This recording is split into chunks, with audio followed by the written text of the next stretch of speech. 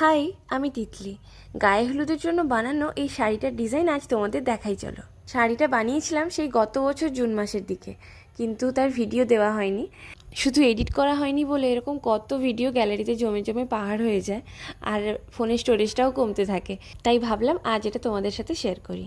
যাই হোক, শাড়ির এটা হচ্ছে আপার বর্ডার। এখানে কিছু লাইন লেখা আছে, যেটা কাস্টমার পুরোটাই কাস্টমাইজড করেছিল। প্রথমেই ছিল, আমার হৃদয়ে সবটুকু ভালোবাসা আমি তোমায় সমর্পণ করিলাম, তারপর সদা সৌভাগ্যবতী ভব। এরকম আরও কয়েকটা মিষ্টি মিষ্টি লাইন লেখা ছিল। তারপর এটা হলো আঁচলের একদিকে ভালোবাসায় বেঁধে রেখো, অন্য সাইডে ভালোবাসায় বেঁধে থেকো। আর মাঝে এরকম দুজনের পোর্ট্রেট ছিল, সেটা আগেই দেখালাম।